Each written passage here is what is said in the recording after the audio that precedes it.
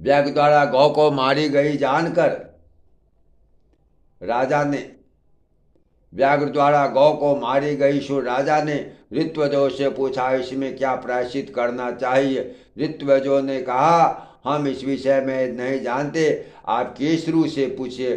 जब राजा ने केसरू से यह बात पूछी तो उन्होंने भी इस प्रकार कहा, हे राजेंद्र, मैं इस विषय में नहीं जानता, आप भृगुपुत्र शुनक से पूछिए, वे अवश्य जानते होंगे। हे मुनि, जब राजा ने शुनक से जाकर पूछा तो उन्होंने भी जो कुछ कहा वह सुने।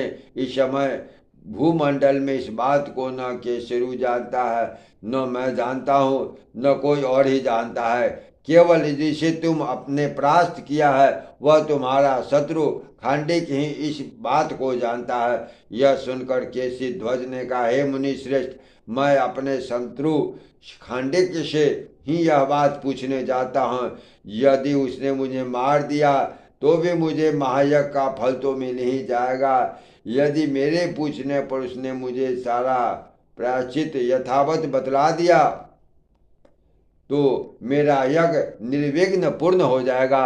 श्री पराशर जी महाराज बोले, ऐसा कहकर राजा केशी ध्वज कृष्ण मृग चर्म धारण कर रथ पर आरूढ़ हो वन में जहाँ महामती खांडिक रहते थे आए। खांडिक ने अपने शत्रु को आते देखकर धनुष चढ़ा लिया। क्रोध में लाल आंखें करके कहा, खांडिक बोला, अरे क्या तू कृष्ण जिन रूप कवच बांधकर हम लोगों को मारेगा? क्या तू यह समझता है कि कृष्ण चर्म धारण किए हुए मुझ पर यह प्रहार नहीं करेगा? हे मूढ़, मृगों की पीठ पर क्या कृष्ण मृग चर्म नहीं होता है, जिन पर कि मैंने और तूने दोनों ने ही तीक्ष्ण बाणों की वर्षा की। अतः मैं तुझे अवश्य मारूंगा। तू मेरे हाथों से जीवित बचकर नहीं जा सकता। हे दुर्बुद्धे, तू मेरा राज्य छीनने वाला शत्रु है, इसलिए आता ताई है। किसी ध्वज बोला, हे कांडिक, मैं एक संदेह पूछने के लिए आया हूँ, आपको मारने के लिए नहीं।